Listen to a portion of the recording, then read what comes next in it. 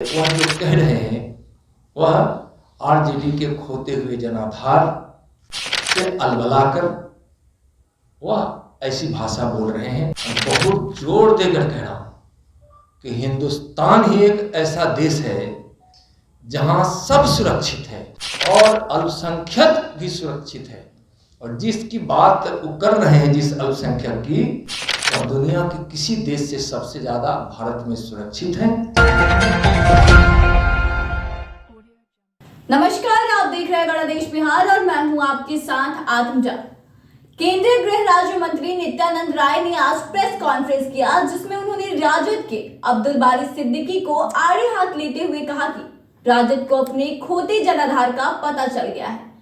यही कारण है कि राजद नेता अब्दुल बारी सिद्दीकी अलबलाकर गलत बातें बोल रहे हैं। भारत में हर कोई सुरक्षित है, इसलिए यहाँ किसी के असुरक्षित होने का सवाल ही नहीं है।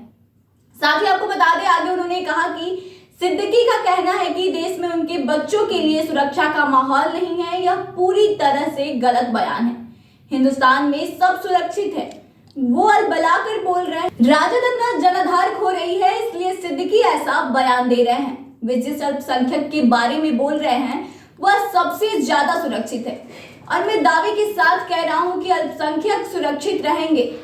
तो देखिए, आज केंद्रीय गृह राज्य मंत्री नित्यानंद राय ने किस तरह से महागठबंधन पर हमला बोला है।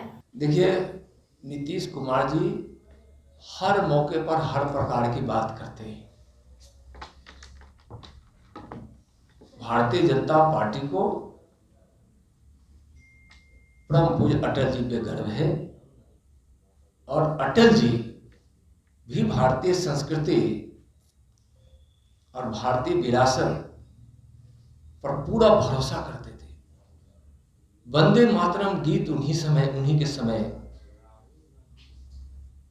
आपको पता है कि अमेरिका में गाया गया। उसी समय भारतीय संस्कृति का जो भारतीय विकास में सहायक भी है, उसकी बात अटल जी हमेशा कहा करते थे। अटल जी की 5 कविताओं को पढ़ लेंगे तब नीतीश जी को समझ आएगा कि अटल जी की भावनाएं क्या थी। पेपर लीक का मामला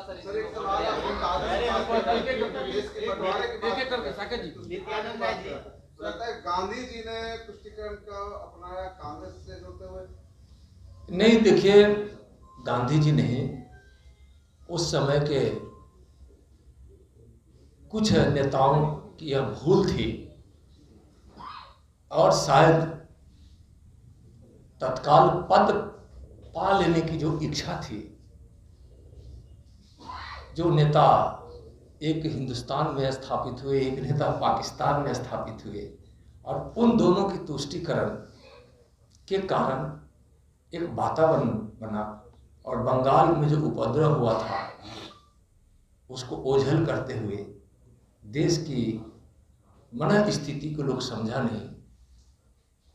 कुछ लोगों ने पद की लोलुपता और अति शीघ्रता के लिए देश के बंटवारा की नींव डालती। राहुल गांधी ने ये कहा है कि अब्दुल बारी सिद्दीकी का आरोप है कि भारत में और खास करके बिहार में अब अल्पसंख्यकों का रहना मुश्किल है। केंद्रीय गृह राज्य मंत्री हैं आप, समूचे देश के लॉ एंड ऑर्डर और आदमी के नागरिक की सुरक्षा की जिम्मेदारी आप पर भी है। अब्दुल बारी सिद्दीकी जैसे नेता का यह बयान किस रूप में आप देखते हैं? देखिए, बिल्कुल उनका बयान गलत था, और आप कह रहे हैं कि आप भारत के गृह राज्य मंत्री भी हैं। मैं भारत के गृह राज्य मंत्री होने के नाते कह रहा हूँ, और बहुत जोर देकर कह रहा हूँ कि हिंदुस्तान ही एक ऐसा देश है जहां सब सुरक्षित है और अल्पसंख्यक भी सुरक्षित है।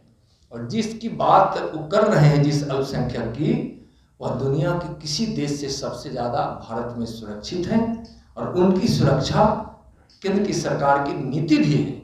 इसलिए वह जो कह रहे हैं वह आरजेडी के खोते हुए जनाधार से अलबलाकर वह ऐसी भाषा बोल रहे हैं। आज बताइए ना, विकास की गंगा जो माननीय प्रधानमंत्री जी के भगीरथ प्रयास से बह रही है, क्या चिन्हित करके होता है? जो क्राइटेरिया उसके आधार पर सबका साथ, सबका विकास हो रहा है। और सबसे ज्यादा सुरक्षित जिस अल्पसंख्यक की बात कर रहे हैं वह भारत में है। और भारत का एक एक नागरिक यह भी महसूस करता है कि दुनिया का सबसे सुरक्षित देश अभी भारत है। भारत की इतनी प्रतिष्ठा है आदरणीय नरेंद्र मोदी जी के नेतृत्व में कि दुनिया ने देखा है यूक्रेन और रूस के बीच उस युद्ध को, कि युद्ध विराम करके भारत के 35,000 से ज्यादा छात्रों को, भाइयों को, बहनों को अपने देश आने का एक प्रकार से मौका दिया युद्ध विराम करके। जो भारत का तिरंगा थाम लिया वह सुरक्षित हुआ यूक्रेन और रूस के युद्ध में। पाकिस्तान के लोगों को भी वहां से निकलना पड़ा, या किसी भी वैसे लोग को, तो वह भारत का नाम लेकर ही वहां से बाहर निकला। और वह 2 दिन का माननीय प्रधानमंत्री जी के आग्रह पर जो यूक्रेन और रूस ने जो इस युद्ध को विराम दिया था, यह बताता है कि आज माननीय नरेंद्र मोदी जी के नेतृत्व में भारतीय दुनिया में भी सुरक्षित है और भारत में रहने वाला भारत का हर नागरिक सुरक्षित है।